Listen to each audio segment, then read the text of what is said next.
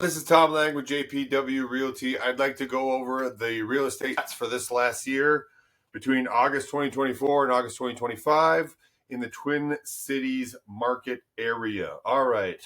Median home sales price. Right now, it is essentially $400K. And at the same time last year, it was $389K. That is a $10K difference roughly. The total number of homes for sale. Let's see here. Currently, right now, it's 10,384. At the same time of last year, it was 10,247. So not a huge change, just a little bit more inventory, which, we've been looking for the last few years. All right, let's look at closed sales. The number of closed sales right now, as far as August, I know we're in September, but this is a lagging indicator. It is 4,649. At the same time last year, it was 4,573. So not a huge difference, just a little bit more. Let's see here. Let's look at the median days on market. I don't predict a big change here. So right now it's at 22 days. Let's see. At the same time last year, 21 days. All right, let's see what everybody wants to see here. This is from Freddie Mac's website right here. For a 30-year fixed mortgage, it is at 6.35. This is a really a cool chart and a good website to go to if you're ever interested in interest rates. Because this right here moves. This is from 2020.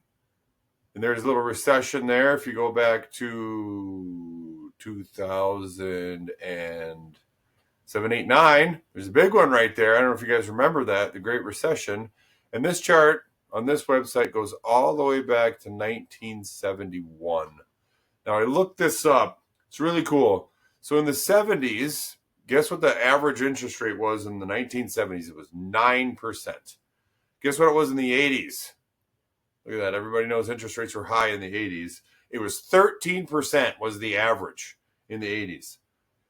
In the 90s, you think they were high or low? It was 8. So 90s, 70s, almost the same. It was a little bit lower, I guess, in the 90s. And the 90s actually had a lot of volatility, right? But you see, here's the Great Recession. And then it slowly goes down to kind of historic levels right around here, around 2013. And then the market started to pick up. And this was a good time for growth all through here. But this is when COVID happened right there. This little gray line that goes up and down right here. This is COVID. And right after that, they dumped them to the lowest point that on this entire chart. The reason why that's bad for my industry in particular is because a bunch of people did get these interest rates either by refinancing or moving. They don't want to move anymore. So when they raised it, I remember this very specifically in September, October 2023, when it went up to 7%. Remember, in the 70s, it was 9% on average. In the 80s, it was 13% on average. In the 90s, it was 8s. It was in the 8s, right? In 2023, when it went up to 7% from, so this is what I call sticker shock, from around 3, when it went up that high, that was bad for the real estate market in general. But everybody's excited about it going down to where we're at now is 6.3, which is historically really good. If the 70s was 9% and the 80s was 8%, 6.3 is pretty good. Now, I know compared to 2020, 2021, and 2022, it's significantly higher, right? But compared to the 80s and 90s, it was good. Now, think about this. In 2005, the average home price in 2005, guess what it was? I had to look at all this stuff because I haven't done this for a while. In 2005, let's see if this lets me go, how far lets me go back. Average home price. Can anybody guess what it was? I know what it was because I have it right here, but this thing is slow. The average home price in 2005 was $220,000. I said what it was just a second ago. If you guys are listening to this video, it's $400 now. Okay, that is almost double from 2005. And that, in 2006, or well, let's see, 2008, 2009, 2010, they went down, way down, right? But still it came back to double what it was, only 20 years ago, 2005. Guess what it was in the 1970s? This blew my mind when I dug into this. In the 1970s, that decade, the average house, the median sales price was, can anybody guess what it was? It was 30 grand. 30 grand on average. And that's nationwide, but still.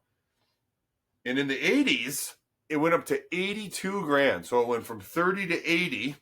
And then in the 90s, it was 120 grand. So, more than doubling every single time, almost, right? And then, from 2005 to 2025, there was a huge housing recession, and it still almost doubled. I mean, think about that. I don't know. It's mind-blowing to think if you bought like a decent house, like in, the Southwest Metro in the 70s, and they're there in Edina, Eden Prairie, Minnetonka, Wayzata, there's houses that were bought in the 70s for 30 grand. What do you think they're worth now? And here's the thing, people don't think it will keep going up. It will. And here's how you know that it will, because it got beat up as bad as possible here in 2008, 9, 10.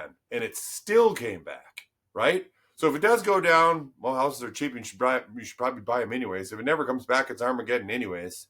But it's just mind-blowing to me that in the 70s, the house was 30 grand on average. In the 80s, it was 82 grand. And now we're up to 400. If you think that that's not going to change, you're wrong. And you can debate it all day. I'm look at the data. It shows it getting beat to hell, and it still comes back. So anyways, just from 1 year ago, median sales prices up 10 grand from last year. That is appreciation continuing to roll on. The number of homes for sale, so the supply is up just a tiny little bit, and the days on market exactly the same. That's all I got for today. My name's Tom Laing. Thanks for listening. Have a great day.